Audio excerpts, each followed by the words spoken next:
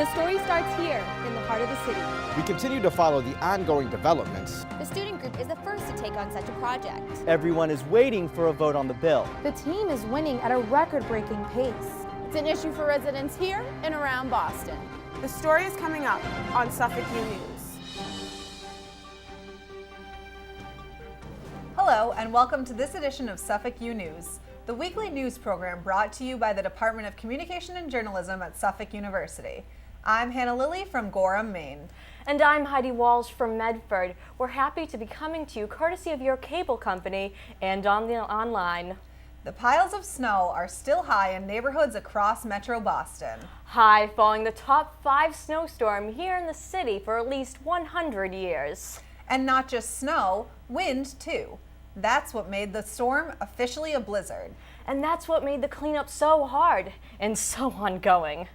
Suffolk U News reporter Jared Pelletier has more on how the storm's impact has been felt for days.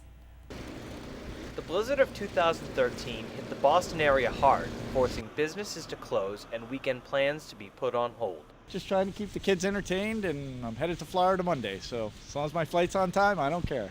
As soon as snow began to hit the ground, workers took to the streets trying to keep roadways and sidewalks clear. By Saturday morning, Boston was buried under 2 feet of snow. I actually thought they were blowing it out of proportion. Like I didn't really believe it was going to be this bad, but this is worse.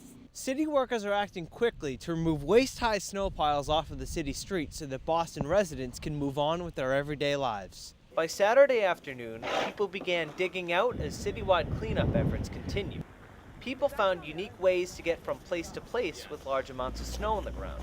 Suffolk University students wondered how the weather would affect the school week. I think a lot of kids might not be able to make it in on Monday, considering we have such a large commuter population, and if this is how much snow we got out here, I'm sure it's way worse out west. The university opened on time Monday, and students returned to class. Commuters made their way into the city despite the conditions. For me, it was okay. It was a very big inconvenience for me, but I think, overall I was able to come to school. However, I wouldn't be able to say if it's the right decision, just because I do know there's some students who had a really difficult time. Those who couldn't attend class were told that faculty would be understanding. Jared Pelletier, Suffolk U News. Suffolk University was open at the beginning of the week, but Boston Public Schools were closed Monday and Tuesday. With school out, sledding was in. Boston Common was filled with people of all ages excited about the snow. They packed down paths on their ride down and even built jumps. Most residents stuck to their traditional sled, while others rode tubes, skis, and even snowboards. Many found themselves falling because of the slipperiness of the snow, but some did stick their landing. Snow is always good for bringing families together for a fun time. In his annual State of the Union address, President Obama stressed the importance of considering affordability in determining which college receives certain types of federal aid. The University of Massachusetts has already taken steps toward the president's call by announcing a record-breaking Save to Your College Fund. $169 million in financial aid will be given to students this fiscal year. Most of these funds will be delivered in the form of grants. The university says financial needs are growing, and with more students applying to state schools, more students are eligible to receive aid than ever before, and more than 64% of in-state students will receive aid in 2013. And a Boston-based nonprofit organization is offering an alternative to student loans. Angel Ed lets students finance their education debt-free through crowdfunding. The company helps students regardless of age or field of study to connect with individuals and corporate donors who want to invest in students and their education. The company also connects students with corporate donors who want to be mentors or potential employers for the students. We're allowing these companies, these mentors, to connect with students, groom them, give them real-life, tangible skills, while also running workshops on getting into college, turning the degree into a career. Students can sign up for free at angel-ed.org. Once again, that website is angel-ed.org. Last week, we brought you a story about how law schools have seen a 24% drop in applicants in the last 3 years. Now news that undergraduate programs are making changes to adjust those new numbers. And joining us live in the studio is Suffolk U News reporter Tiffany Chan to tell us how those changes will affect Suffolk. Tiffany? Thank you, Hannah and Heidi. Suffolk University's pre-law program is getting ready to see some curriculum changes. The government department has been anticipating the drop in law school applicants, and this new change will affect a large number of undergraduate students. Suffolk University currently runs on 2 pre-law programs, Politics, Law in the Courts, or Track C, and Applied Legal Studies. With the rates of law school applicants plummeting, a Suffolk pre-law advisor explains how the university is adapting to the drop in numbers. What we're in the process of doing is changing Track C so that it is a law and public policy program. Current students studying under the current Track C program may be upset, but others not so much. Suffolk University junior Devin Flaherty is a Track C major and is optimistic about the change. I do trust the university. We're pretty well known for our pre-law program, so if they feel that, they're changing something to better prepare us, then, I'm confident they'll do the right thing. And Suffolk believes it is doing the right thing. The university believes this change will better benefit students after their first 4 years.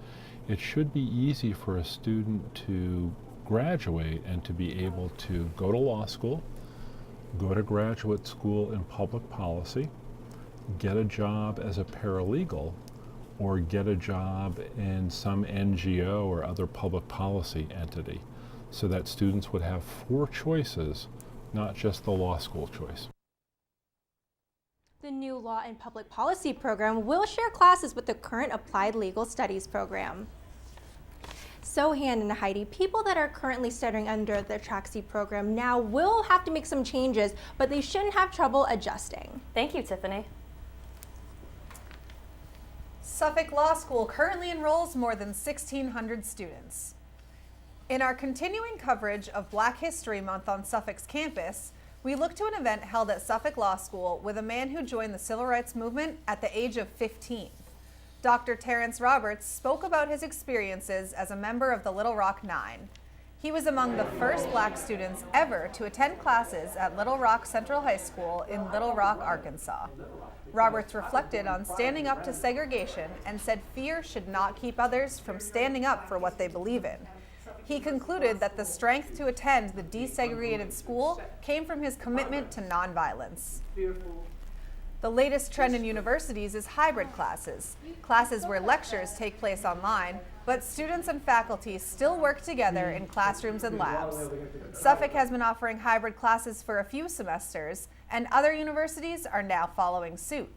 Academics say hybrid classes are more beneficial because they keep students engaged in their classes. So with hybrid classes, you're more likely to have students stay in the classroom and stay engaged with their learning. So I think it makes sense that Suffolk would go that direction, and I think that's what makes us a little bit different, is we're throwing a little more energy into the hybrids rather than the fully online. Suffolk University President James McCarthy's goal is to have 20% of the university offering hybrid classes within the next 5 years. On Thursday, the finalized plan for Suffolk's 20 Somerset Street building project will be presented to the Boston Redevelopment Authority. Standing there now, an MDC office building. Standing there soon, 8 floors of classrooms, a floor for student services, and a dining hall. The proposal to take this building down includes the outdoor lounge space, the first official outdoor space for Suffolk's campus. Approval for the new campus building is expected. We will, of course, update you next week here on Suffolk U News. And Via Mexico is moving across the street here in Boston. After 6 years of serving up Central American cuisine on Cambridge Street at the corner of Grove, Via Mexico Cafe is currently closed. The restaurant was inside Grampy's gas station near the Charles MGHT stop. The gas station is coming down, a new residential building going up on that spot.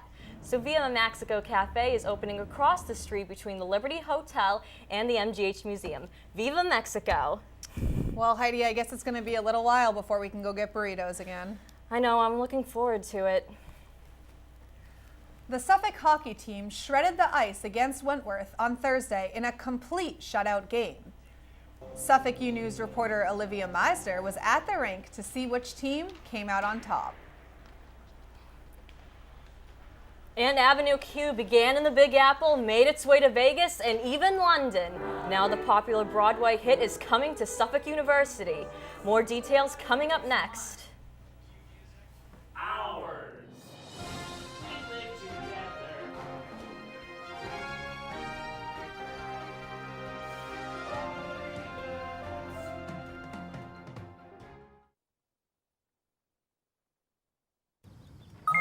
G-Morning, sunshine. Wakey, wakey. Text me. Are your parents home later? We can hang. LUV, love you. JK. Holla back. Holla back. Holla back. Are you with your friends? That's lame. We're in a huge fight right now. XO. What'd you dream about? Something I did? Are you on your way to the mall? I'm lonely. Nude pics. Send me some. Text me. The magical thing about using energy wisely is that anyone can do it. Turn off lights. Use energy-saving light bulbs. And turn off computers and game systems when not in use. Make a change and we can really fly. Grab a grown-up and go online to energy.gov/kids. So, Olivia, did the blizzard affect sports at all this weekend? Yes, Hannah and Heidi, all 3 sports were postponed, but they were able to get back in action on Monday. I heard they did really well. Yes and no, some teams did pretty well. I can't wait to hear about it. Great. So we start off our Suffolk U News sports coverage today with Suffolk hockey. They had a tough time generating opportunities against Wentworth on Monday the 11th at Matthews Arena. In desperate need of a win, the Rams came out flat and struggled to get anything going all night. After a controversial 3-0 loss, Coach Chris Gliona explained the current playoff status of his team.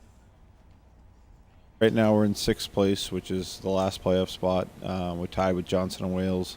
We do have the tiebreaker on them, but now they have a game in hand, so we just got to win the last 2, and I think we should be good.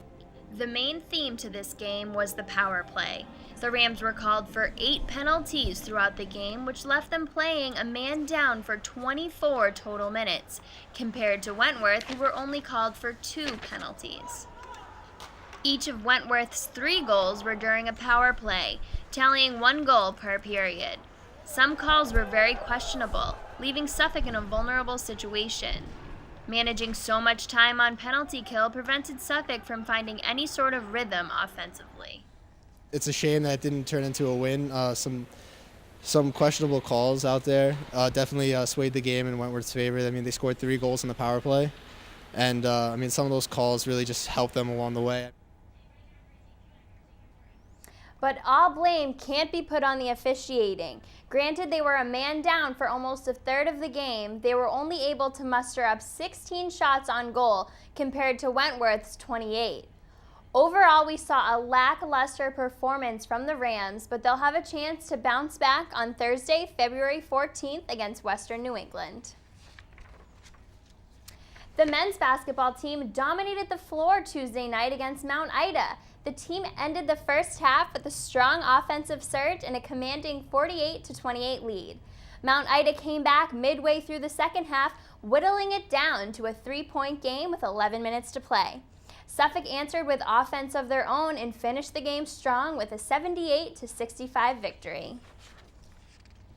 The Suffolk women's team also delivered Tuesday night on the home court against Mount Ida. Number 23, Jackie Vanneau, shined with 20 points, 7 rebounds, 5 assists, and 5 steals, leading the team to its 5th consecutive victory.